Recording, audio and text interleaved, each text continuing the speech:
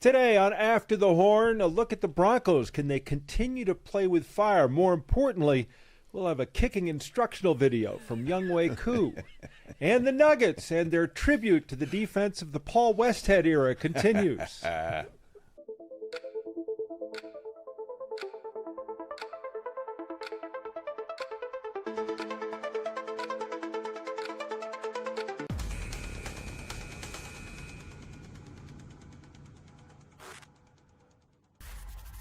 You know, back with After the Horn and fellas, this show is a lot like the Patriots and the Broncos. You may not believe in us, but we're consistent. We're still here. We're here every week.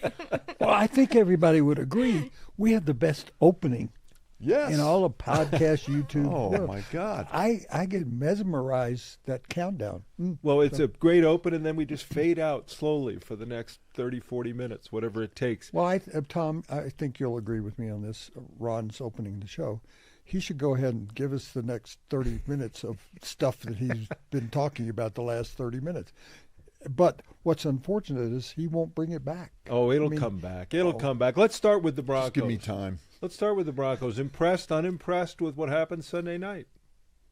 Well, I said before the show, and I repeat it, I didn't borrow this, plagiarize it, look it up in the best quote book. The closer you get to the fire, the better the chance you'll get burned. And that sums up the Broncos. The question is, can they continue to win playing this kind of football of where it comes down to the final few seconds?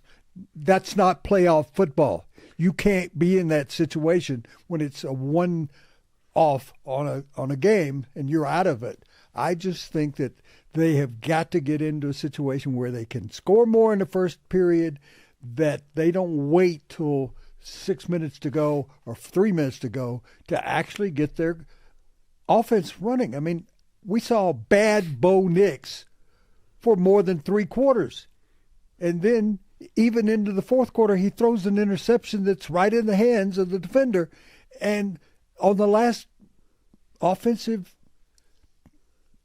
schedule that they have, Bo Nix suddenly emerges. A different Bo Nix. And the head coach, Sean Payton, is calling a totally different game. I just don't understand how they think this is, to use your word, sustainable. That was going to be my question. Is this sustainable? The answer is no. But don't tell Sean Payton that, because if you bring that up to him, I think he bristles. I think, to your point, we want them to do something that at least for 3 quarters of the season they're not capable of doing. They're not capable of going out and playing in the first quarter the way they have played in the fourth quarter. I just thought the game was stunning in that you were playing a 3-win team, playing their backup quarterback, and you made that backup quarterback look tremendous. And what bothered me about the game, I've accepted that Bo Nix is inconsistent. What bothered me about the game as someone who roots for the Broncos is I thought their defense for the first time looked really susceptible. It looked they like a couldn't blueprint stop them. to if you want to beat the Broncos. Ball comes out quick. Yeah, they seem Take to their pass rush out of it. Might be a good lesson. We'll see how the Broncos respond, because their defense was the problem this time. Their offense did end up with 27 points, albeit in overtime. But all that did, Tom, all that game did was cement the opinion to people around the country. See, this is what the Broncos are. They're in the immortal words of Lou Holtz, they're living a lie. And that's what people think. I don't think it's fair, but I do think that people think that. 9 straight wins. They did show that, it was interesting because they and the Patriots both played on national TV, Sunday night, Monday night. Those are the 2 teams now sitting atop the AFC. Wow. And that's the Couple thing. of juggernauts there. That's the discussion is, how much faith do you have in either of those teams as you start to look forward to the postseason? Well, We're in December now. Say this. The Broncos played a 3-win team with a backup quarterback. The Patriots played a 2-win team with their starting quarterback. A rookie. But still pretty promising player. Better player than Marcus Mariota. What team looked better to you? Well, the Patriots. The Patriots. But I'm not so sure that Jackson Dart is, you say, more promising. Marcus Mariota, I thought, was very efficient, very effective, and he was a couple of Ertz makes a couple of catches. The Commanders win that game. Yeah, I thought Mariota was great, but I think looking at the big picture, Mariota had a great game, partly because the Broncos defense allowed him to have a great game. True. And Washington had a great game plan. The ball came out really fast. But I would rather have Jackson Dart, and Jackson Dart this year has played better than Marcus Mariota. But the Patriots look to me. They looked the part. Well, let's look at the draft class of last year may go down like the draft class of '83. The 6 quarterbacks. Yeah. If we were to redraft those quarterbacks, in what order would we draft them? Let me go in reverse. J.J. McCarthy would. He'd be dead last. He and Penix would also be. And Penix that's would why be I had him. He's fifth. Yeah. And then you can kind of throw the first 4 into a mix and say they're all going to be successful quarterbacks. I think Caleb Williams was described by somebody yesterday as he's the next John Elway. We have Vance Joseph saying that Nix is the next John Elway, and I went, why does everybody compare everybody to a guy we had on this show that can barely walk? Has 2 bad knees. Yeah. Well, they don't mean the 65-year-old John Elway, but you know what? I'm going to say, I think if they redrafted him today, I think Drake May would be number 1. He may be 1, but he would be 1, 2, or 3, without question. And 4 is likely Nix still. Yeah. Behind. I would put Jaden Daniels 4. And Caleb Williams and Drake May. Drake May, I think, but is going to win the MVP. Do you know of the quarterbacks who has the best record since they've come in? Bo Nix. Yeah, Bo Nix has the best record. And why is that? Because he emerges in the fourth quarter. Is that the question I have because both of you combined have seen 85, 90 Broncos season combined, that is he not the next John Elway, but is he the next quarterback for 5 to 10 years for this team? When he's so inconsistent, is that on him or is that on the coach? He looked like a second-year quarterback on Sunday night in that he made that brilliant touchdown pass to Cortland Sutton, and he also hit Bobby Wagner wide open in the middle of the Washington defense, and that's the kind of inconsistent play. Those aren't the plays that stand out. Those are the tops and bottoms of it. I want to see more consistency in between there in the other 30 throws, the other 30 decisions that he makes on passing plays. But to answer his question, is he the next Bronco quarterback for the next 10 years? It's hard to say because now it's such a financial decision with your quarterback more than anything. So they have another year. For what you've seen for 2 years on the field, do you think he's the next 10-year Bronco quarterback? And to add to that, how many quarterbacks in the history of the Broncos have been starters for 5 years? Yeah. Very few. But it's interesting because we're going to draw that comparison, I think, between the Patriots in May and Nix and the Broncos. And I think what's interesting about it is, with Mike Vrabel especially, their commitment to running the football, punishing the line of scrimmage, winning the line of scrimmage has been more impactful, and that's a quarterback's best friend, is what you do up front. And can you run the football? Can you throw on 3rd and 3 instead of 3rd and 8? The quarterback still has to make the plays, but I think that there's an advantage to May in the system and the team he's playing. They have 2 backs right now that are better than any of the backs the Broncos have, with J.K. Dobbins being out. So and when you look at Mike Vrabel, unlike Sean Payton, I really think Mike Vrabel does want to run the ball. Yeah. He's an old school. Legitimately. Yeah. Yes.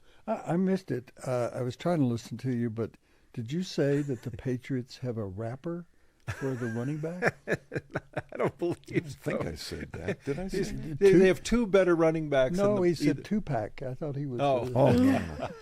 No. Although 2-pack might. Hey, one big qualifier in all of this, I think, is the way these 2 teams looked on Sunday night and Monday night. Is Patriots were playing a team so bad that if the Giants were my 8-year-old son, I would say maybe football isn't your sport. Well, wait a minute now. How'd the Giants do when they came into old Denver? They a were few really, weeks ago? really good then. So that if you're judging by that, then the Patriots are much better. The Giants than I Denver. saw on Monday night were because about as bad a football The Giants team. under Brian Daboll, who were a train wreck, came in here and dominated the Broncos. And only through an act of God did the Broncos win that game. Let's move ahead for a second. Look ahead, and that would be the Broncos' next game is in Las Vegas. That's a scrimmage. You think They just played the Raiders. What was the score of that game? 10-7. Hello. The way now they're playing in Las Vegas. They win every game like that. This is what's interesting to me, though, because you do presume I am allowed to look ahead and say they're going to win in Las Vegas, probably like 1, 2, or 3. That's their MO. Agreed. Right? But then after that, Green Bay, and this is a very interesting game to me because Green Bay plays Chicago, critical game, the Broncos, and then Chicago. So if you're the Packers, the Bronco game isn't the biggest game in the world. They all matter at this time of year, but they have the Bears sandwiched on either side of that. I think the way the Broncos play, presuming they do win against the Raiders, against the Packers, against the Jaguars, who suddenly are playing I competitive think that's going football. to be these sneaky tough games. There are important games coming up for the Broncos, and it'll be interesting to see how much they pay attention Let's to cut the Raiders. to the chase, as you said. Who's going to win the top seed in the AFC, which is going to be monumentally important? Broncos. And that is not based on the Broncos so much as it is that I still am waiting for the Patriots to fade just a little bit. However, they got the Jets, they got the Dolphins. The Dolphins playing better. I think they may have the Jets. They're playing they have the within Jets, they have the Dolphins, they have the Bills at home, and they have the Ravens. They'll be favored in all 4 of those games. Even the Bills, you think? The Yep. public I think they lose 2 games. That's where I believe they are. And so the Broncos have to evade losing 3. I think that's quite possible because Jacksonville, all you people in Jacksonville who hate me, listen to it that's carefully. right. You're used to I that. see Jacksonville giving them everything they want. Well, let me forget about it. You want a team that's peaking. You want a team that's getting better. We don't see a team getting better. They had their 2 classic starters come back, Singleton and Surtain, and that defense wasn't as good as what we've seen. Yeah, without going too far inside football in this, the guy who lost a lot of playing time was playing really well was Justin Sternad. He didn't really see the field except on special teams, and he'd been playing some very good football. Singleton made plays, but I think that's another thing where you look at it. It does change things when your secondary changes. Now, if it's Pat Surtain, he's going to play. Alex Singleton, played well, but Justin Sternad needs to see the field. But the Joker finally showed up. The quote Joker that Evan Ingram. Sean Payton comes to town, and now he's going to redefine the meaning of the Joker here. I mean, a guy that's been here 5 years and winning 2 MVPs. But we saw a tight end because I wrote down before the game started. I said tight end, third wide receiver, and they had both of those. So I said, well, this team's got both of those positions were playing well. They've got to be better offensive, but they have no running game. Still have no running game. And it's almost you want Bo Nix to take off more often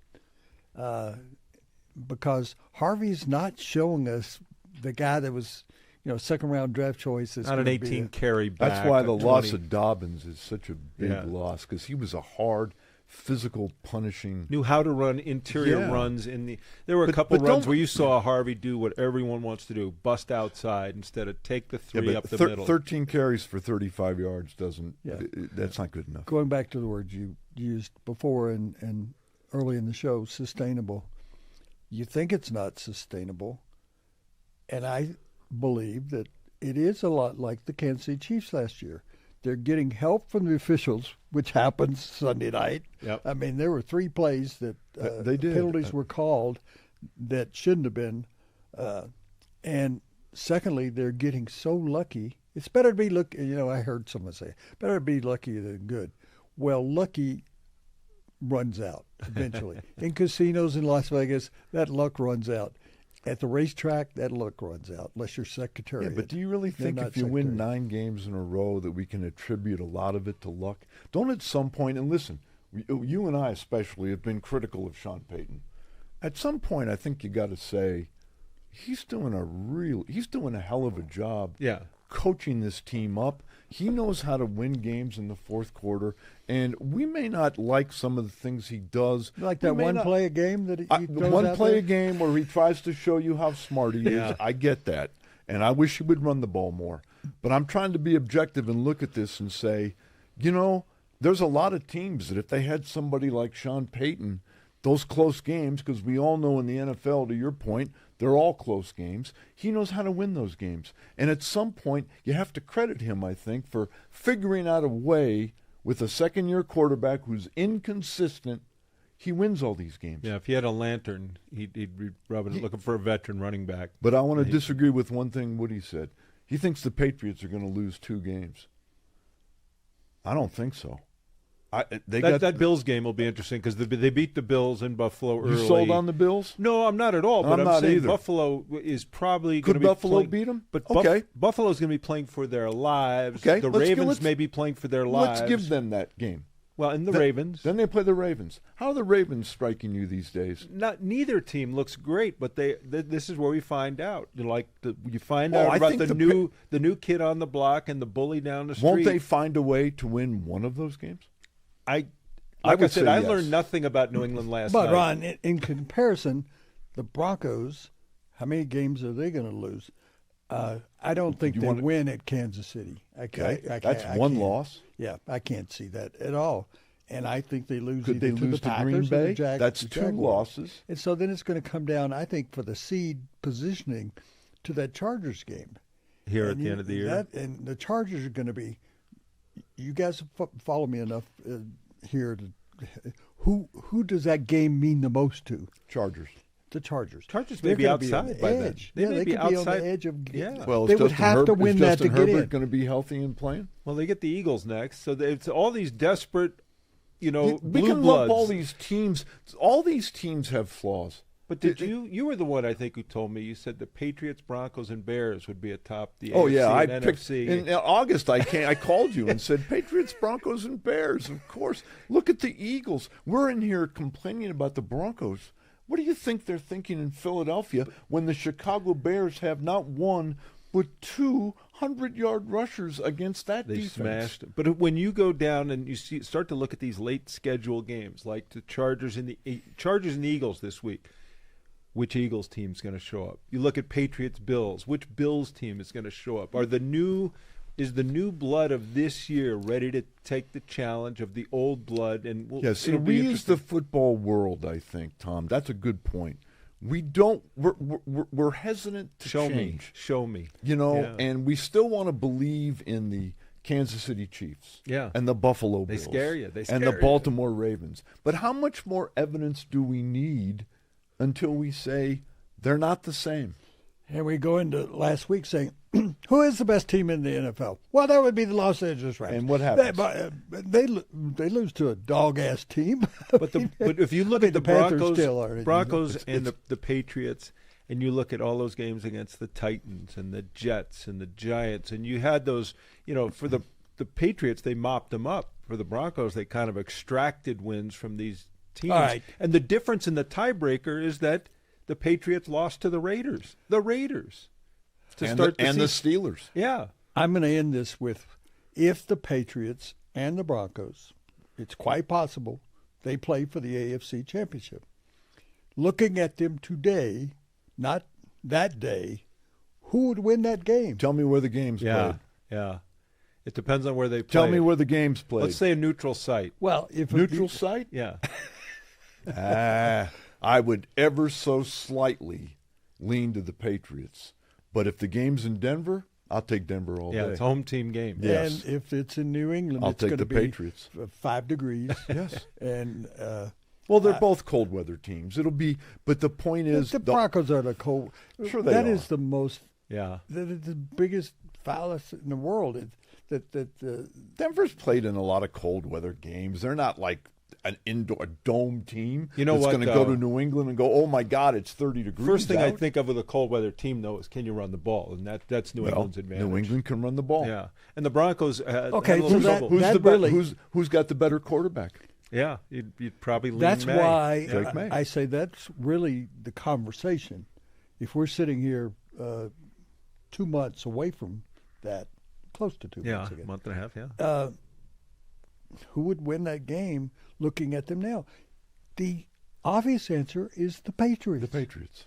Well, If the game is in New England. if it's in Denver. If it's in Denver, I don't believe that. But let me ask you this. If you had to bet like a week's salary of this show, do you think I do every week. Do you think that New England, this is a good, do you think that right now as we sit here, as you like to say, are New England and Denver going to play in the AFC title game? No. I agree with you. I think that one, if not both, I still think the Buffalo Bills are sneaky. They're I mean, lurking. we've seen how Maybe. inconsistent they are. I think the Buffalo Bills, that they're going to figure out a way. Unlike, say, the Broncos, they're going to figure out a way. Josh Allen, Or they're getting we're a new not talking coach. about Woody, him. I'm going to go another way with you. I think that Denver Bronco fans this Sunday night should be rooting hard for the Kansas City Chiefs. Are we doing that again? No, let me tell you why. 2 weeks later, we're doing Because it. the team they are playing right now, I could make a case, is the best team in the AFC, and that's the Houston Texans. Yeah, they're coming. And they're coming on, and you do not want to play them. And this is how weird this season is. As we sit here right now, if you forced me to say, who are the two best teams in the NFL?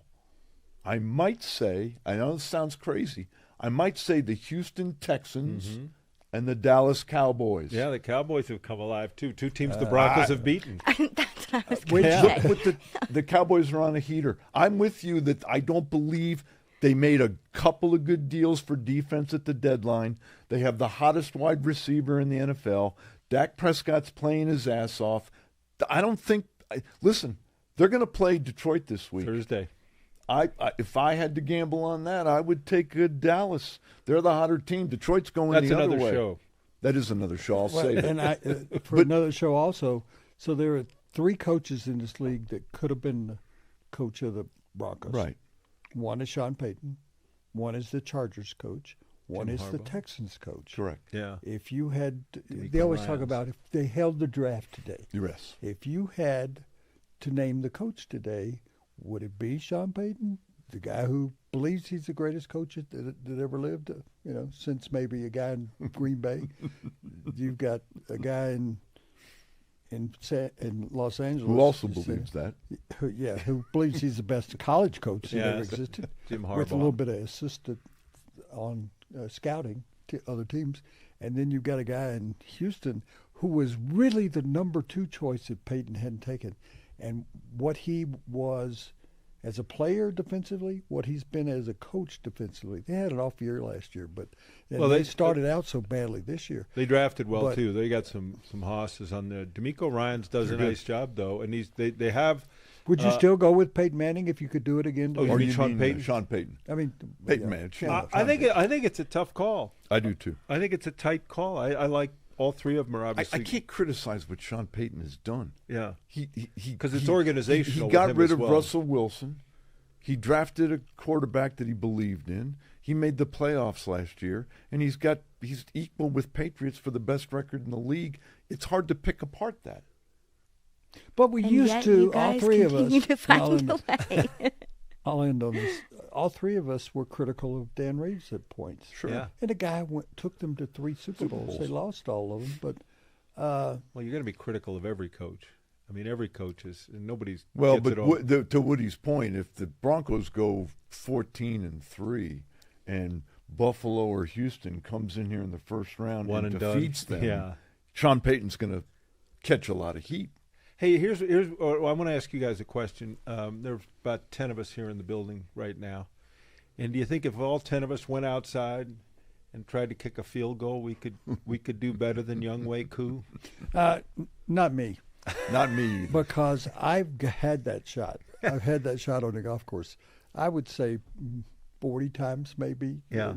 You guys are probably, we probably all played the same time. Yeah. I started when I was 12, so I must have played hundreds of rounds. And that's happened to me where I cough up a Stick the front wedge yard. in the ground. I got a different view of this, though. This guy is such a bad kicker, and the Giants have cornered the market on bad kickers. But what he did there, he made the business decision as he was approaching that ball that it was not a perfect hold, and he did not want to attempt that kick, and he purposely put his foot in the ground. No. Yeah, he did. No. Yeah, he did. No, he Yes, he didn't. did. Why No, didn't he kick didn't it? Look at that. He's pointing. He's looking down. He's not. No. Look how No. far behind the ball he is. He looks horrified He afterward. did not look it. It's a bad hold. He did not want to kick it. The moment that's over, he goes, "That's the end of my career." That's He's what more, he's. he's more than a foot behind the ball. He did not want to kick it. That Look where his foot is. Look at this. He did not want to kick that ball.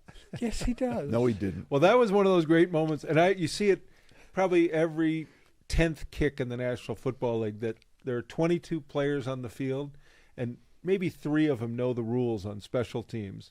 And so you love to see the panic and everyone's idea when a kick gets blocked. They're all running. Do I pick it up? Do I touch it? Do I block? Nobody knows what's happening. And that was the one where nobody knew what the hell was going on. Well, the They'd great never thing was seen anything the holder, like it. Jamie Gillen, said, "Oh, shit, I got to run this." I did not come to this country to carry a football. To carry a football and have big men jump on me.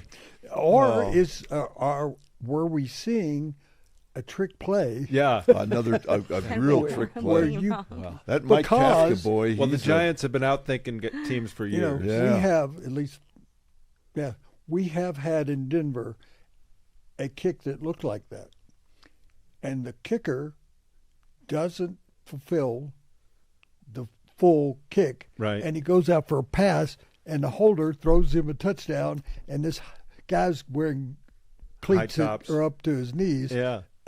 Runs Jim in, Turner. walks in for Jim Turner did that, and he was faking.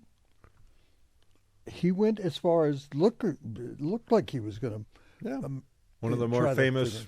touchdowns in Bronco You history. know, and that Yeah. brings up my former color guy in the Bronco preseason games, Norris Weiss, who is no longer with us, but was one of the all-time great guys. He threw that. He was the holder. He threw the pass, and I'll never forget this. I'm going to veer off here, but I remember the first game we ever did together. It was in Atlanta, and he's under the lights, and he's sweating like crazy, and he goes, "God, I'm in my fat clothes. I'm like 240. Another few hours of this, I'll be down to my 200 clothes."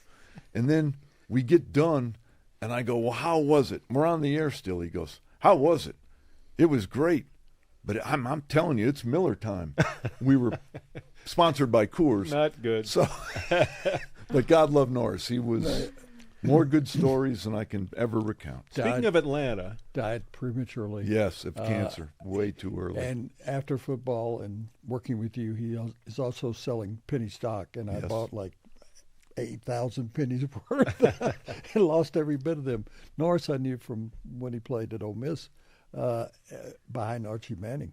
And I wrote at some point during all this that Norris should be traded somewhere else because he was never going to he did take over from Craig Morton, but Craig Morton came back. Norris's wife called me and said, "I thought you were our friend. You're saying he should be traded someplace else?" And I said, "Yeah, where he could get a chance to maybe with his style of play, which was would be running Run a bit. style quarterback." And she said, "But we love it in Denver. We like the people in Denver." And I said, "Well, you could still live here." he just we're not plays trading you. He's just playing for the Chargers or somebody because the Chargers were looking for a quarterback. And she said, "Well, I'm going to tell him that." See how that works out. Yeah, what he says, you should go someplace and play in San Diego or someplace. Hey, I want to talk about men on the move. Colorado State University making a lot of noise this week, suddenly hiring Jim Mora Jr. as their head football coach. I think most people, myself included, was very concerned about where they were going to go or who they could possibly get at that program. And to get somebody with the accomplishments and the background of Jim Mora Jr., it seems like a hit. It seems like a sure thing for whether it works or not. They made noise, and it's good noise. Couldn't agree more. And I don't know if it'll work, but I know this.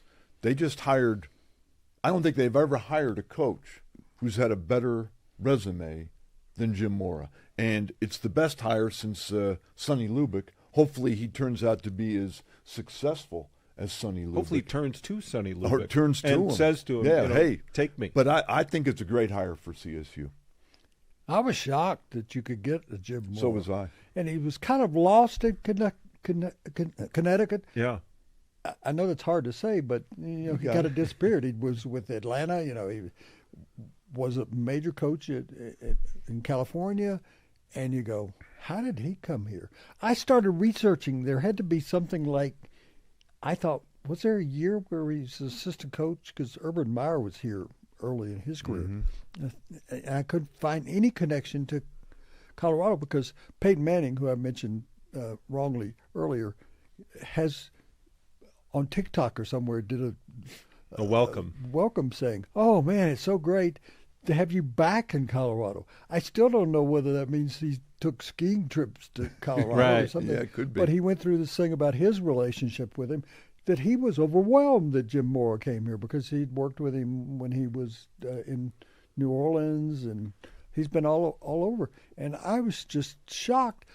Not only shocked about that, but shocked about he got the same salary he had connected, which was $2.4 million. Because a guy said to me, boy, they had to pay him a fortune.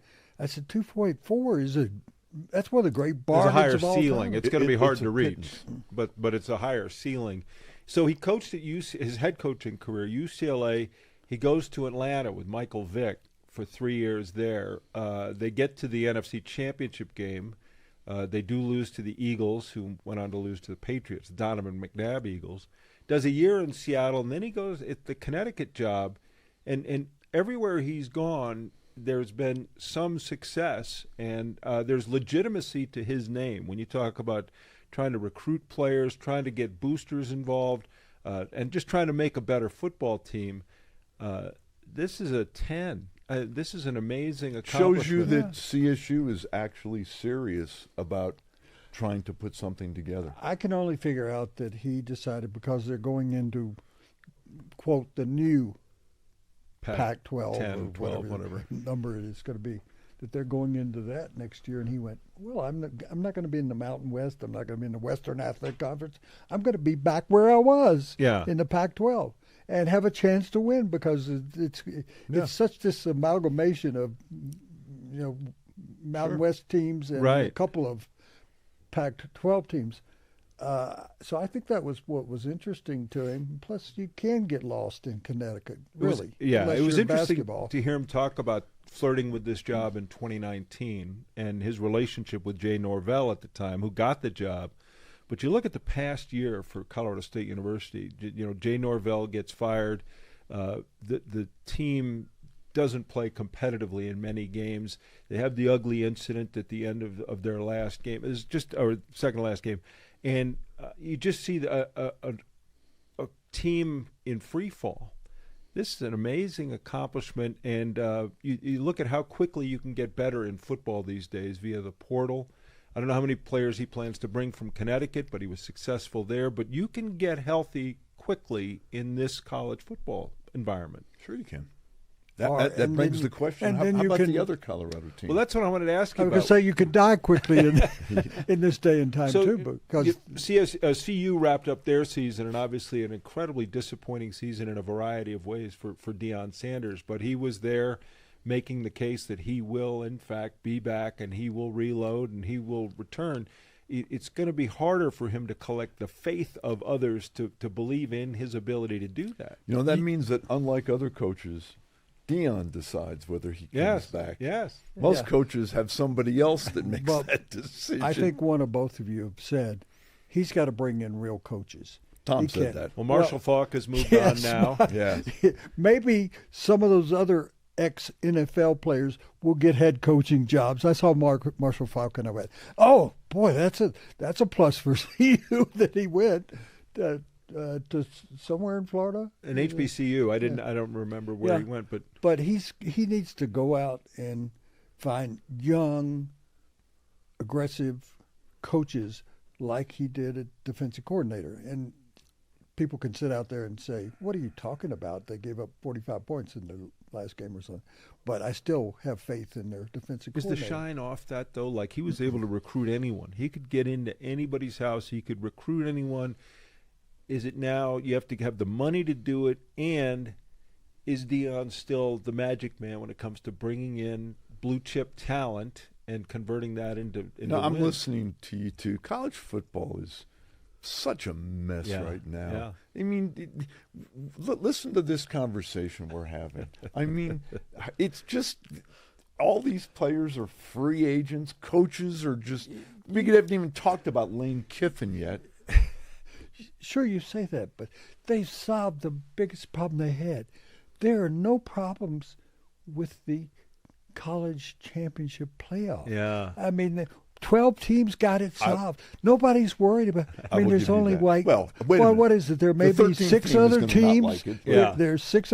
They have the same problem they had before they did this. That they go, whoa, once we go to 12, that'll be 12 that everybody will agree on. 13 100%. and 14 won't like it. So you mentioned Lane Kiffin. What happened with him? I didn't see that. Well, I think he said he prayed on something, and then he decided to take a new job. Yeah, so it's funny but because anyway, LSU. I'm taking a new job with one of your greatest rivals, other than Mississippi State. But yet, I want to stay here and coach. Yeah, I want to stay here and coach the team as I'll be a billboard bigger than life advertisement for my next job. Oh, but sure. I want to stay here. And after we coach. lose in the playoffs, I'm going to take every coach with me because they're all the best good. ones. Yeah, I'm going to take you, not you. You know what the problem? Lane Kiffin Kiffin's a good is a football dick. coach. He has been a dick. Forgive me. That's what I was going to say. He has not been a using that word. dick. He got run out of 4 different. He was fired on the tarmac before he got on a bus. He left Tennessee in the middle of the night. He went to Alabama when nobody would hire him, and the coach there, who is now his mentor, telling him what to do, he fired him. Before the playoffs happened. Lane Kiffin. He's smarmy. You know He's what, though? Smarmy. You say all I those guess that's things. a better word Is that a than better dick. word than dick? Well, he's both. He's a dick A smarmy and dick. he's smarmy. We could go somewhere with that. We Now- probably shouldn't. Now, He's smarmy. So he's in a perfectly comfortable spot, though, now, because he does go to LSU where smarmy is. Fits right in. It's because you look at it from Ed Orgeron to Brian, fake my voice, Kelly. Brian Kelly. I'm Brian Kelly. I'm from down here. He made a mistake too. He should have gone to Florida. Well, Florida's Florida's a some- better place to live. Yeah. No income, no state income I tax. think Lane Kiffin and just that took It 90 is so million. much easier to. I mean, Florida should be successful all the time. There are 8,000 every year. 8,000 Florida recruits. Right. They go all over the country, and there are 3 schools, basically, well, Miami, Florida State, and Florida, that can recruit within 10 miles of where their campuses are. 4 years ago, Lane Kiffin would go to LSU, and he'd have to play that guy's guys for a year, and then his guys start to filter in 2 years. And then in 3 years, the pressure starts on him. In modern football, I think LSU, they're expecting him to compete for the national championship next year. You know, Larry Brown moved around all the time, and Larry used to always say, and we all love Larry, and he used to say, well, I never left a place worse off than I found it. Right. And even Larry got a lot of criticism nationally for jumping around from job to job.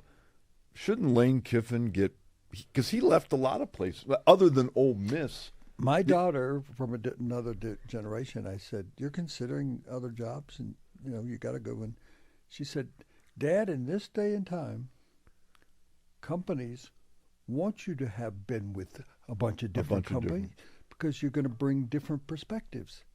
And I thought about that with the Lane Kiffin thing. Well, if you want somebody that's been in a lot of different places, then you got the right guy. But he will piss on LSU in 2 or 3 years to take the Notre Dame job or something like that, because that is him. Philander. That's how that's it who works. he is. Yeah. Yeah, I mean, he's in the olden days, there was a group called Gypsies, and they travel all over Europe and stay in different places, and he gets. I had a friend antsy. of mine tell me yesterday, don't criticize him. It's all about the money. We would all take the money. Don't criticize him. It's like the golfers that went to LIV. Oh, he had the same money waiting but, for him. in okay, I would Mississippi. assume. I don't blame that the him, mon- but I blame LSU. That's what you want, a guy. Well, you know that's, what? Maybe we ought to change the rules somehow. I'm not bright enough to come up with how to do it, so that you don't have one university in the same conference poaching another team's coach as they're about to go into the national championship playoff. I don't know. Maybe that rule is not good. Maybe they ought to reassess how they hire and fire coaches. Who makes rules anymore? There's no NCAA that can enforce. No. There's nobody who can enforce anything. So I agree with you. There could or should be a The rule. portal's There is- wrong. The timing of the portal is wrong. And I would say, as a SEC guy, in the SEC, they don't care. They don't what care. you do. All's fair. Yeah. Win, All's fair in baby. love and Just war. win, baby. Just Hey, Woody, win. right behind you is the chalkboard. I want to read it out for our listeners in case. It says, What does it it's say? okay if Tom and Ron disagree with me. I can't force them to be right. I like that. Yeah. That is good. Well, In this well case. done. That's based on what, 16 shows we now Yeah, done six, together, how many right? shows? Yeah. Hey, let's go over to basketball and the Nuggets, because they have had a disastrous couple of weeks at home, where they've now lost 4 straight games. They've not been competitive at the defensive end. Injuries are mounting up, and it's a bad looking start of December for the Nuggets, and there will be questions asked about this team when you start adding up those wins later in the year. I got 2 things to say about the Nuggets.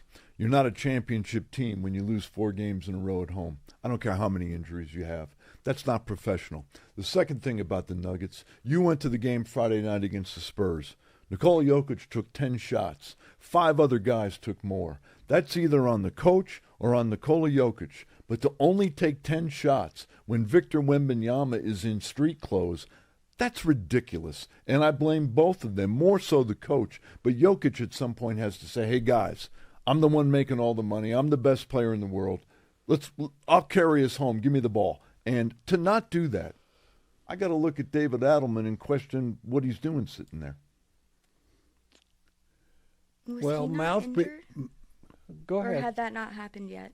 Which one, Jokic? Yeah. His Didn't he left have a wrist has been injury? bothering him, but he's been playing through He it. plays. Yeah. Yeah. Okay. There are no excuse team in the NBA. If you play, you play. No, that's fair.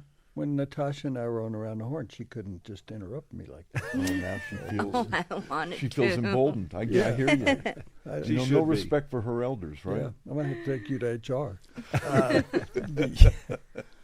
It's the coach. I'm watching every game, Yeah. either getting out there or watching. It's the coach. He looks totally confused. And we thought, because of the way that they played after he took over at the Right. very end of last season, and the way they started the year, that he knows what he's doing. I'm not seeing that. You sort of mentioned whether Jokic is taking fewer shots. Do you blame that on him or the coach? The coach has got to call a timeout and say, I agree. guys, get the ball to him every fucking time you go Yes. down the court Yes. and let him decide. And Jokic, I let you do whatever you want to, but I'm the coach, and you got to shoot 20 times a game, minimum.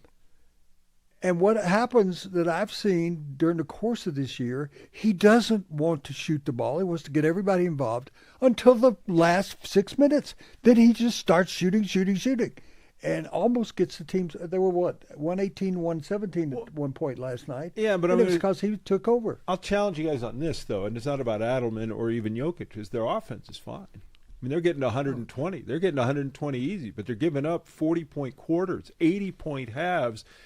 And this is against the Spurs without their best player, against the Mavericks who were shorthanded last night.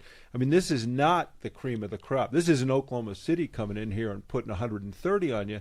These are backups for the other team, too. And you're hurt, they're hurt. This is your home court.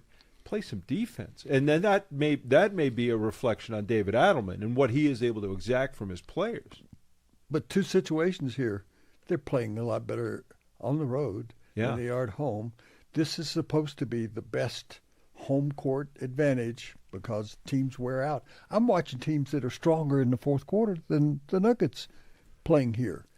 And you both said it. I haven't seen them lose 4 games since, Bill Hanslick was here, was coach. I mean, and that's the other thing, games. Woody. I'm watching the Dallas game on Monday night. They came in at 6-15. Anthony Davis had been in and out of the lineup, and other than Cooper Flagg, they really don't have anybody. No. And they got up 21. They had a 17-point lead in the first half. When you get up 17. The really great teams like Oklahoma City and many championship teams of the past, you bury them. You bury them. You take their fight away so that the second half becomes garbage time. The Nuggets immediately let a wounded team back in the game. And don't tell me they played 3 games in 4 nights. Everybody plays 3 games in 4 nights. That's not an excuse.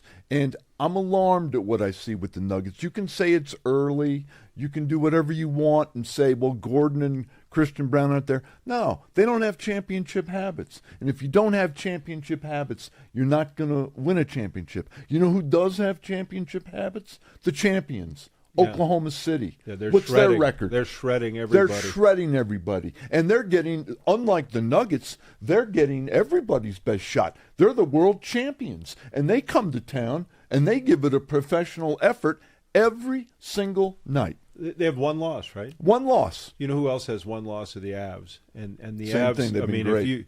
if you're watching, if you want to go to Ball Arena right now, and you know, as much as the Nuggets are struggling, the Avalanche continue to play brilliant. They went out on that back-to-back, and they came home after a tough loss up in Minnesota. Good hockey game. They lose in overtime. They get a point.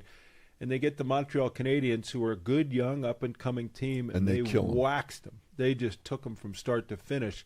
Tonight they get Vancouver, and you expect more of the same. Now, they're going to obviously hit a pothole here and there, but they are something to see. They may get Nichushkin back tonight. I mean, I don't know. You know, I think it's not out of the question that they and Oklahoma City could make a run at the records, the fewest losses. Regular season records. Yeah, I think the Avs are incredibly professional. Fun to watch, too. Fun to watch. Skate. They high fly. flying. We're so lucky to have them. And we had that question, I think you asked it a few weeks ago, about, of the 3 teams, which is the one most likely to win a title, and we hemmed and hawed. It's the Avalanche 100%. Going away at this point. Yes. And the other question I ask is, could McCarr and McKinnon become another Sakic Forsberg? Yeah. Guess what? Yeah. They are doing everything that those 2 guys. And you said, well, they don't have Wah in goal. Yes, they do.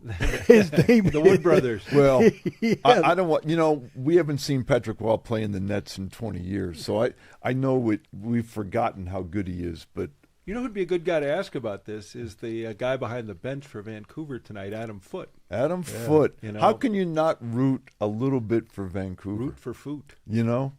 I mean, I love the Avs, and I want to see him win every game, but when Adam Foote comes in, who, for me, and you and I can appreciate this, and you can too, I remember covering Adam Foote and covering these playoff runs where we'd be on the road for like 2 months, and Adam Foote never said no to anything. Yeah. If you needed a guy between periods, if you needed a guy after the morning skate, if you needed a guy on the off day, there was Adam Foote. Yeah. So I hold him up there in the Tom Jackson wing of guys that made our jobs easier. A guy to move somebody out in front of Patrick and a guy Waugh. that, well, as Wall used to say, Adam Foote's the one guy I don't have to go. I don't have to play the puck back there. Yeah. He can take care of it. Over the years, people have always said to me, who are the nicest athletes? And I go, hockey players.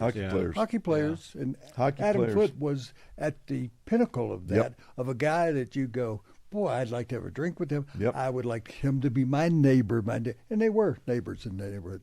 And they'd say, well, who are the worst? Baseball players and tennis players. They're the biggest jerks in the whole world. Kind of agree with Well, that. sports columnists. I wouldn't even Columnists. put them ahead of baseball Sports players. columnists. Yeah, I thought that. You know, I that mean, was the worst thing when the Rockies came to town.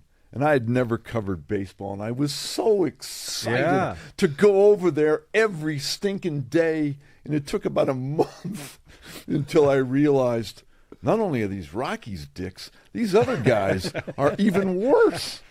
I mean, I got used to getting I have a treated like theory. gum stuck on the bottom of somebody's shoe. Here's my theory. Hockey player, at the end of his game, has played 20, 30 minutes. He's spent. Football player has been in the trenches for 85 plays. He's spent. Basketball players played 43 minutes and he's spent. And when you talk to them, they just give you some answers and get it done with. A baseball player spent 3 hours out there doing nothing. he ran to first base 3 times and chased one ball in right center field. And they've been on their nicotine and caffeine and whatever they can to get hopped up. And by the time the end of the game, they're just like this, but I've done nothing for 4 hours, so I don't want to talk to you about anything. But let me just say, we also were fortunate here to have people like Walt Weiss and Dante Bichette and Vinny Castilla and Andres Galarraga and Eric Young. I mean, people that were good. well, that's 6 out of about 300. There are more. I'll give you one opposing guy who I loved. Tony Gwynn, because I would walk up to him in the cage and he'd say, even between, he'd hit in the cage and go, "Can you do it in 2 minutes?" I go, "Yeah." And he would do it and then get back in. And I thought, my God. He's the first one I've said that the Rockies should have a bobble night doll for him. Yeah. Local. But I interviewed a pitcher in spring training named Cook, and he was a long-time starting pitcher here. And we had a nice conversation and everything. And so it's the NCAA playoffs, Right. and they want to watch it in the training room. And so I'm kind of watching it. And a guy I just interviewed for 30 minutes, nice conversation, says, "Would you get the fuck out of the way? I'm trying to watch the playoffs." I mean, talk about Dr. Hyde. We should do a show on the worst things that guys have. Man. He said, "Get your fat ass out of the way," which was true. But I just talked to you. I'm writing a good. And I already had going into it, talking about stuff. He's still the beat writer for the Rockies for the Denver Post, and he said to me, "Why don't you do a piece on Cook? He's having a great spring, and you could say." That cookie doesn't crumble.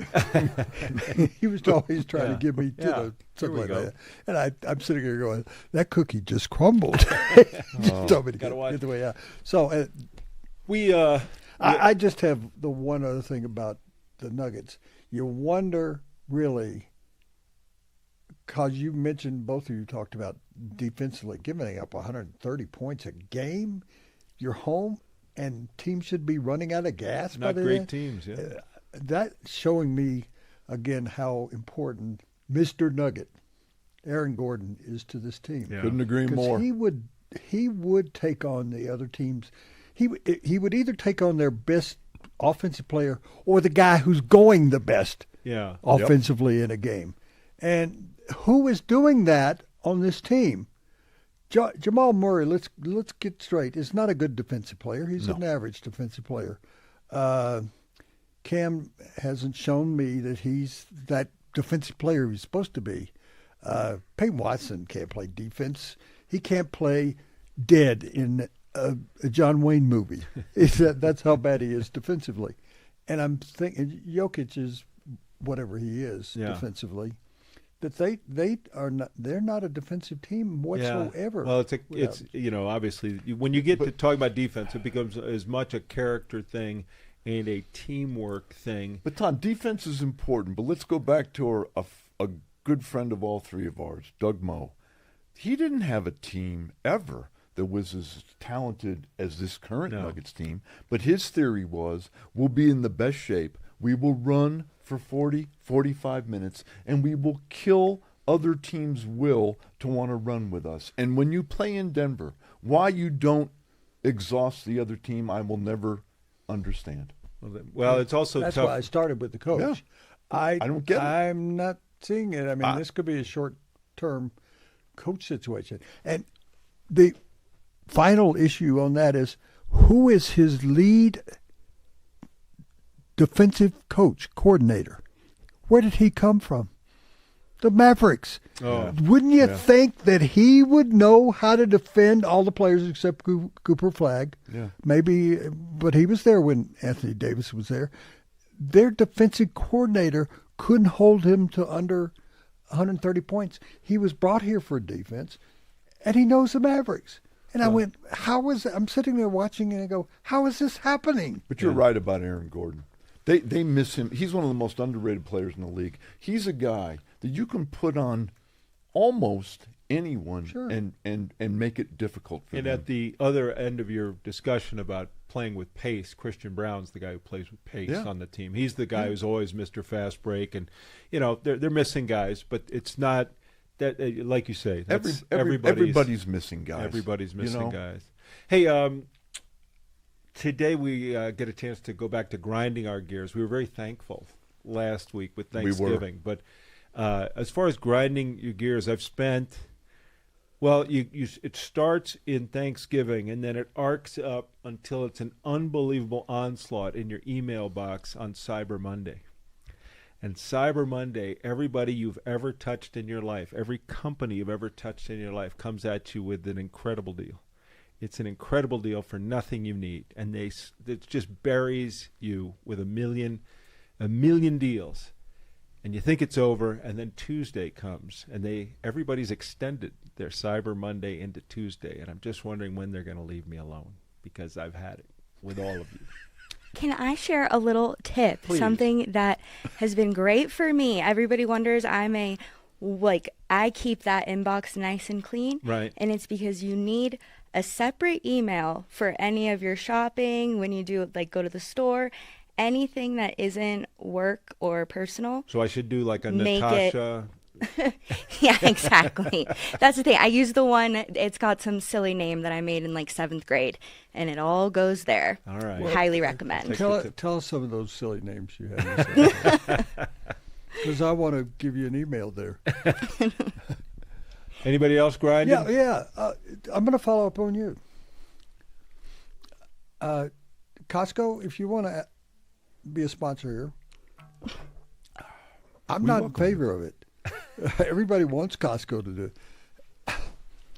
So I go to Costco a year and a half ago, and I'm going to get liquor because they have good liquor. And I get about 12 bottles, and that's all I'm going to get. And I go up there, and the line is 5 hours long. And I went, I'd rather pay twice as much at a liquor store and go in and out, talk to the guy. I get to talk to the guy. I know him. And I said, I'm never going back to Costco. So I just went back to Costco a couple of weeks ago before Thanksgiving. And I went, I can't come to Costco. Costco's got the greatest stuff. They have a chicken pot pie to die for. It's about the size of 3 Frisbees. The lines are too long. This is a Yogi Berra. Nobody goes there anymore because the lines are so long with people. You should send your staff over. Have your staff go over there for you. Well, if I had some silly names. Is Costco on DoorDash? I love you, Costco. I think Costco's great. But you need to set aside an hour for people like me. Nobody. And, the comeback's going to be from the viewers. Well, if you get the top end, I have the top end, which is an executive kind of thing, that you get to go in before. I think they Isn't do there a a senior senior citizen. hour? I think Yeah. senior hours there too, which you might qualify for. Okay. It opens at 9, so you can get there at 8:30. Well, guess what? At 9 o'clock, there's going to be 1,000 people come in because they want to be first there. Damn seniors. How does that work? Unless if I went and paid the $250 or whatever, that I get to go in at 4:30 in the morning and there's nobody there. That's what I want. That grinds my gears that I want to go to Costco, but Costco doesn't want me because it's got too many other customers to take care of me. You're doing too well. You're looking at me like I'm an idiot. I got to tell you, I kind of agree. I mean, I do go to Costco on occasion, and I think those things, I look around and I go, holy shit. How am I going to get out of here? Yeah. It's Plus, I don't want 5 gallons of ice cream. Plus, they also give you a cart a little bigger than your car. Can I just get a nice... There are no parking places outside. And if you want gasoline, you better be prepared. Like, remember, in our lifetime, there have been gas shortages. The lines. Yeah. Costco's always like that. Like you're always and like I go, is there gasoline better than anybody? Well, there goes one sponsor. It's cheaper. Yeah. So Sam's Club, reach out to us. Anything from you, Ron? I'll just give you a short one, okay? And I just thought of it while you were giving yours. We just got through Thanksgiving, and I'm fortunate that I'm retired and I can have time to read a few newspapers. You're not retired, you're here. Well, I'm here, okay. I'm semi-retired, pretty much retired. I must have read 7 or 8 stories in the last 7 days from great newspapers about how Thanksgiving is ruined because you can't have Uncle Larry over and Aunt Edna anymore because we don't agree politically, and it's going to be a food fight by the end of the night. You know what I'm here to say? Enough. Here's the point. I love Woody and I love Tom. I don't pretend to know everything that either one of them feels politically, and I'm sure if we talked long enough, we would come up with some differences. I don't give a shit. I like them. And I don't have to like every damn friend of mine because they agree with me politically. I'm proud to say I have some very close friends that do not agree with me politically. I'm going to dinner with one of them tonight, and I'm sick and tired of reading these things that because of politics, we can't break bread anymore. I'm not saying that I agree with Bill Maher and go have dinner with Trump. What I am saying, invite somebody to your house because they don't have somewhere to go on Thanksgiving. And if they don't totally align with your political views, that's okay. Man, I like that. Well, I mean, all I read is how the Thanksgiving holiday has been ruined because of where we are in this nation politically. It doesn't have to be. We can disagree like hell politically, but we can still kind of at least have some human dignity Civility with each other. Yeah. Listen, if you disagree with me politically, there's some things that we'll be on the different sides of. But that doesn't mean that I have to hate you and that I have to wish bad things about you and I don't want you sitting across the table from me. What do I have to have a survey now on a friend to make sure that they check all the boxes? Well, then you end up in an echo chamber anyway, where everyone agrees with you. You and I spent 10 years in a tiny little cubicle. We didn't have that many political conversations. No, politics has mirrored sports, or sports has mirrored politics, in that people keep score now, and people try to argue things in politics the way we used to debate sports. They see what that's like. And, when they talk about who's doing well in politics, they always keep score by how much money they've raised, how much, they try to create that. And I think it's like sports, where it used to be you have a healthy debate, you have your Yankee friend over to tell them the Red Sox suck and vice versa. Exactly. And now, but, here's the difference. When the Yankee friend would come over, which I'm proud to say I have some, and we disagree, at the end of the conversation, I don't look at him and say, hey, fuck you. Yeah. And that's what we do politically now, and I just think we're never going to get better if we keep going through this idea that if you're not with me, then the hell with you. It's totally divisive. Yeah. Well, that's where it's a spectrum too, though, because there's certain degrees of politics that are like, yeah, we can get over that, but when you get to the level of like, you think that this person should not exist or as they are, or you're incredibly misogynistic, or certain things that are like, yeah, if you're that judgmental, like you're bringing the hate to the table. I know that I subscribe to having some family members that are like, oh, we're so diametrically opposed that we all do. we can't. But it does We all start with do. you, though. You being Oh. yourself, that you have to be available and oh, sure. Well, Yeah. and you could try, and then it reaches a point, I think, yeah. is where it goes for a lot of people. I don't totally disagree with you. I just think it's a You spectrum. and I have worked together for And I won't break bread with a Chiefs fan ever.